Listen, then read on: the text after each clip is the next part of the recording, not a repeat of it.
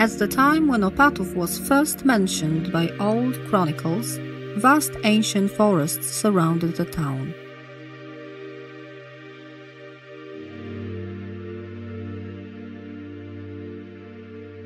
From the Benedictine monastery on top of Łysa Góra, the lofty towers of the Collegiate Church could be seen through the waving sea of huge beeches and fir trees.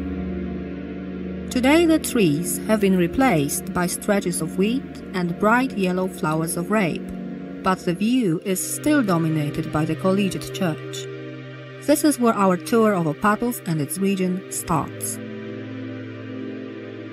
The magnificent Romanesque Church dedicated to St. Martin was built in the middle of the 12th century.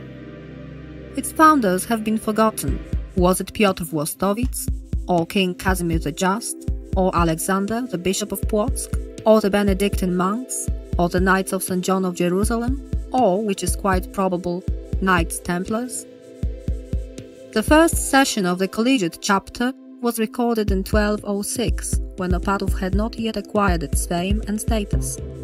It is quite intriguing why this place was chosen as the site for the building of a temple, which could be the pride of a large European city.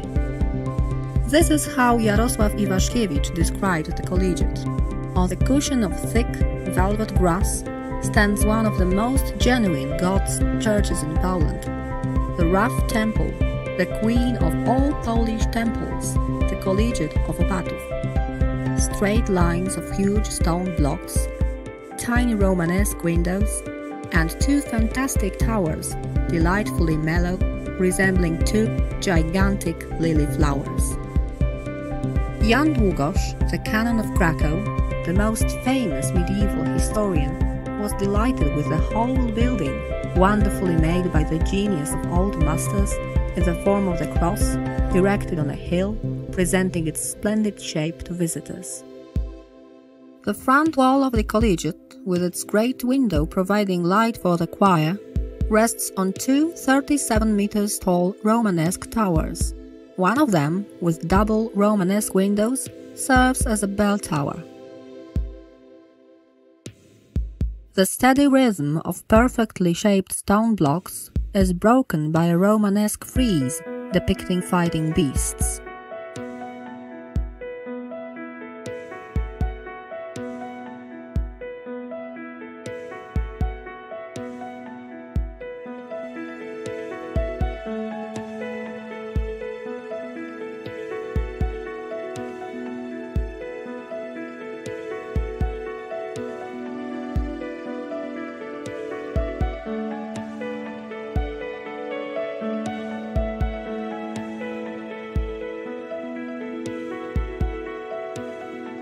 And the most eminent expert on Polish architecture, Professor Adam Miłobęcki, who wrote about the unusually beautiful, harmonious architecture of the temple, its slim proportions, refined detail, and perfectly shaped wall blocks.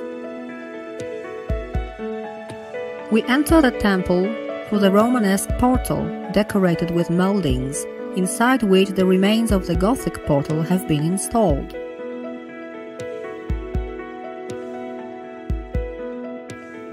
We cross the stone threshold, leaving behind the ordinary world with all its daily vanity. In front of us, the magnificent, sacred Collegiate Innopatus. The open door sheds light onto the beautiful early Renaissance coffered ceiling under the choir, dating back to the first half of the 16th century. The beams, decorated with mouldings, form a checkered pattern of colorful rosettes with gold-plated knobs. The nave of the Collegiate was originally built as a Romanesque three-aisle basilica with a transept and two-tower facade. The nave has four bays covered by a late Gothic vault decorated with a network of ribs with rosette keystones. The original wooden vault was destroyed by the Great Fire started by the Tatars in 1505. The walls of the church are covered with Baroque paintings, presenting glorious moments from the life of St. Martin, the patron saint of the temple. The polychromic paintings on the presbytery and transept walls show victorious battles of Psie Pole, Grunwald and Vienna.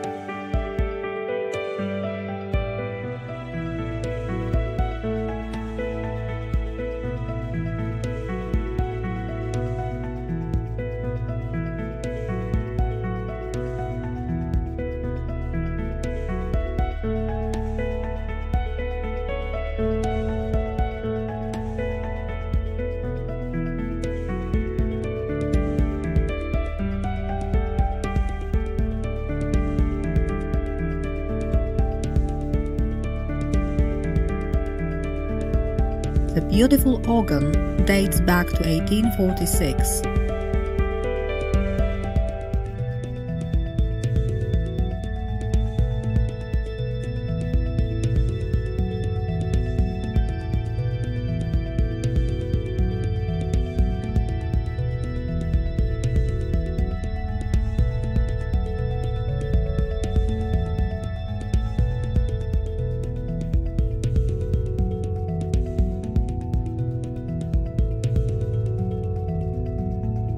One of the treasures of the Opatów Collegiate, which has decorated its interior for 400 years, is an Italian Renaissance painting of St. Mary with the Child and St. John.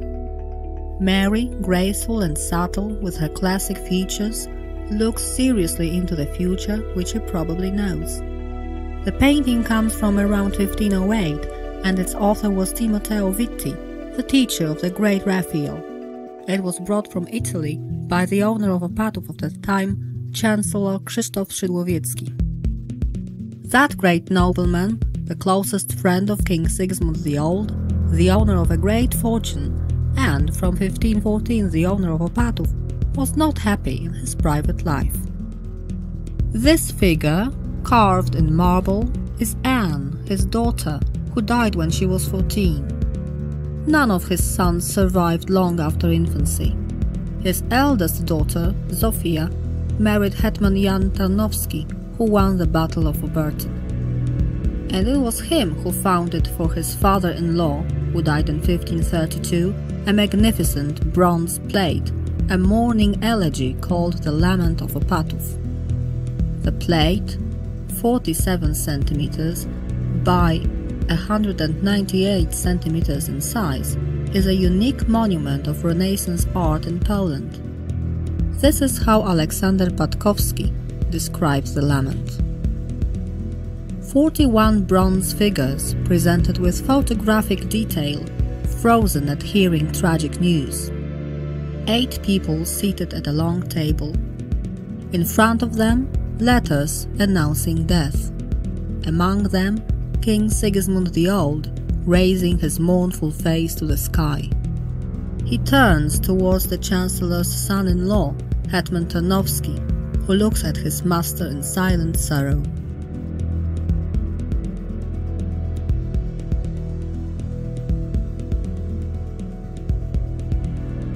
Under the table, 7 greyhounds, with their heads up, ready to howl, and 3 falcons set free after the death of their owner.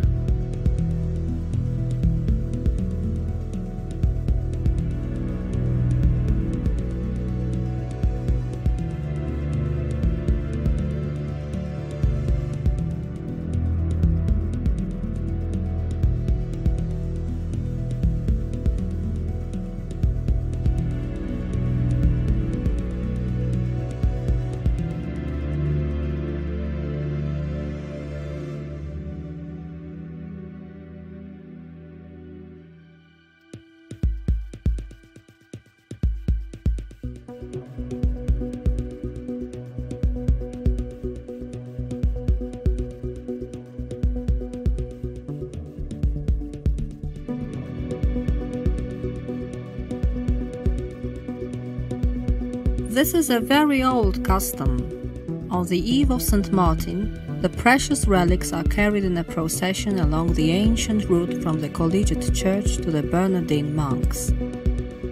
The first such pilgrimage took place probably on the 1st of May 1470. It was then that the Bernardine monks were brought to Opatów, to their new place, founded by Jan Tarło. the monks were given the church in Żmigród under the invocation of the Assumption of the Virgin Mary, which had so far served as a parish church. In 30 years, the hard-working monks managed to build a monastery and a strong wall surrounding both the monastery and the church. They must have been helped by the Holy Spirit, as thanks to these walls they resisted a 5-day siege when the monastery was attacked by the Tatars in September 1502. The relics are placed on the main altar, designed and made between 1770 and 1775 by Maciej Polejowski. The Rococo Altar consists of 2 parts. The front is divided into 2 wings, with a semi-elliptical colonnade supporting the broken top beam decorated with angels. At the back, there are paintings representing the Holy Mary with the Child and the Assumption.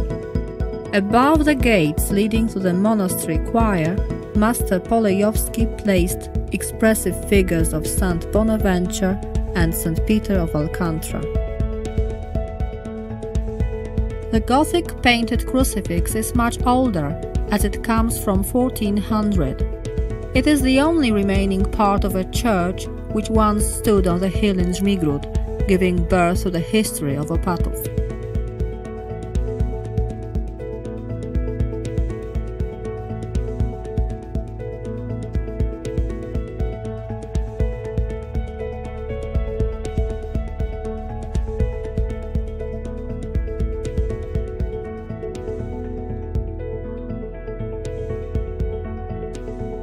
After a night watch and matins, the relics return to the Collegiate Church.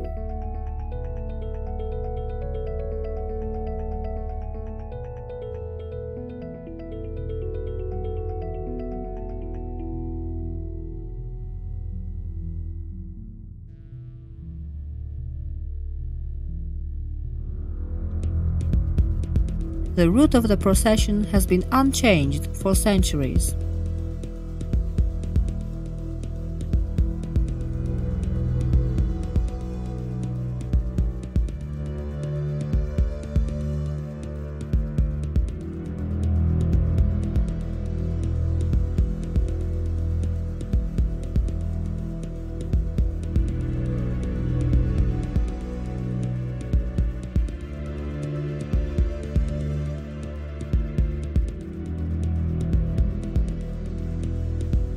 Crossing the Warsaw Gate is a must. There used to be 4 such gates in the city walls, built in 1530 by Chancellor Szydłowiecki, but only this one has been preserved. In the times of Szydłowiecki, the gate was probably much higher. On the outside, the gate is decorated with a stone plate with the Odrowąż coat of arms.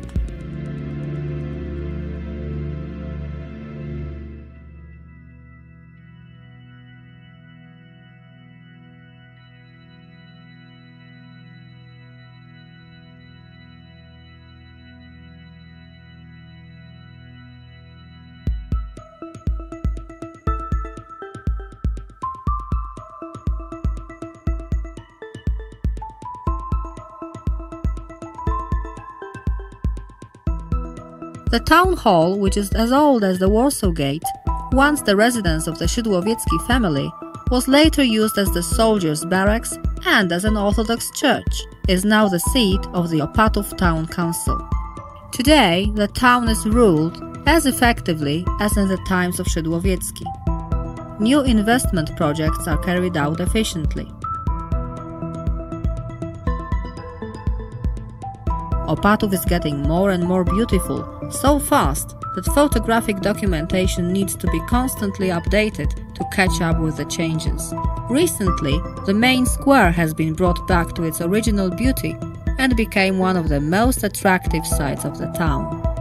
The obelisk situated in the place where Colonel Ludwik Topór-Zwierzdowski died on the 28th of February 1864 commemorates tragic times of the national uprising.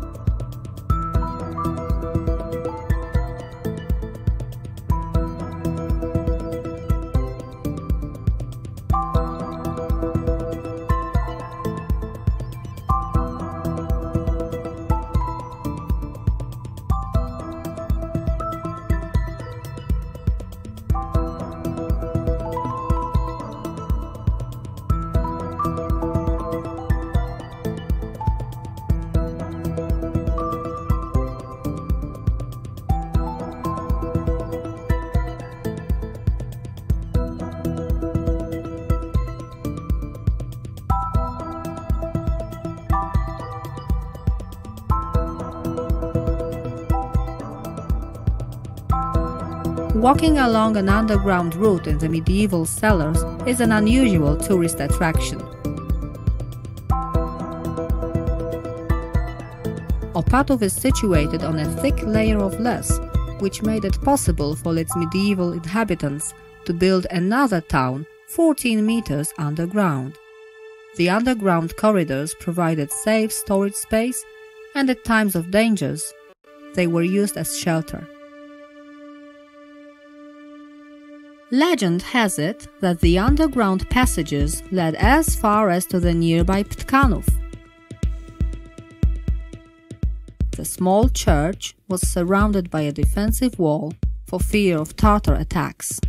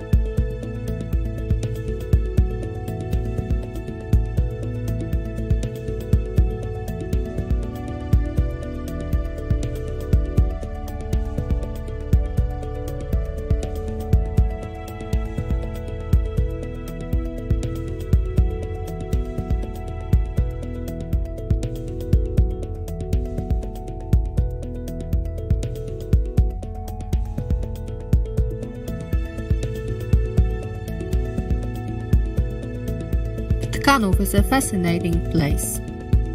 The church is situated on a hill which can be accessed through loess gorges, guarded by magic powers of wayside shrines and holy figures in Ptkanów, Wąworków, Nikisiałka Duża, Kornacice, Okalim, Okarwów, where the blessed Wincenty Kadłubek, the predecessor of Jan Długosz, was born.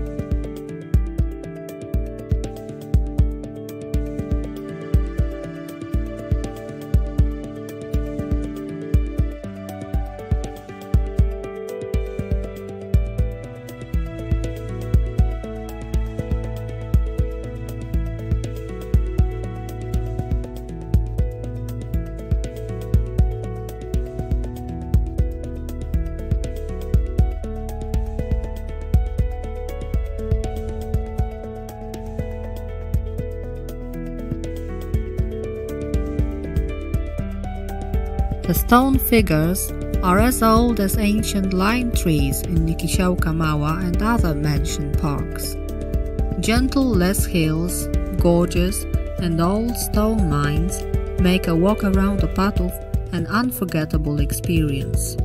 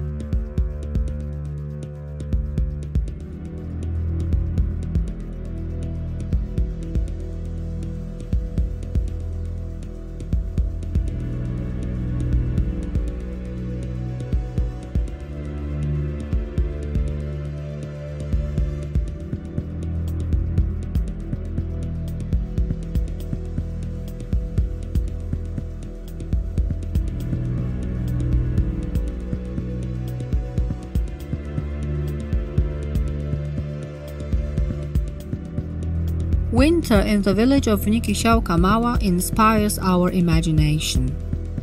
Looking at the frosted manor house, it is easy to imagine a party of noblemen rushing in a big horse-drawn sledge.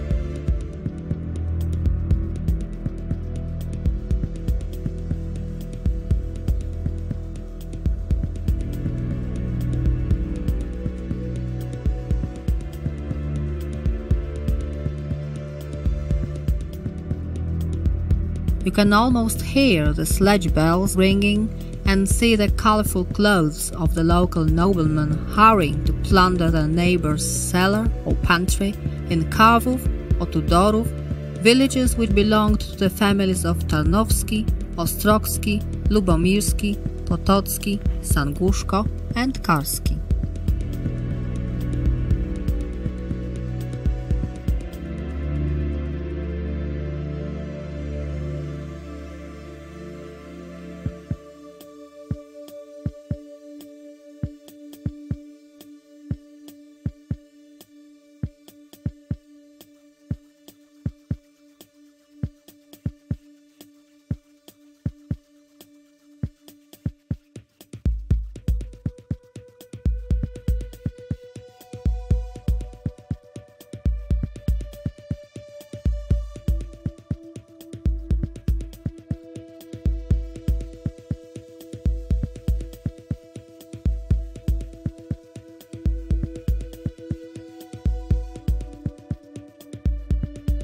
You are warmly invited to visit the old town of Opatów.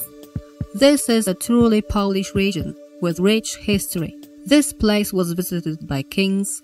This is where Polish parliamentary debates took place. This is where you can see magnificent monuments and charming landscape. This is where you will meet people who are proud of their glorious past and know how to benefit from their present place in the new European family. With these words, Mrs. Krystyna Kielisz, the mayor of Opatów, welcomes you to this beautiful region.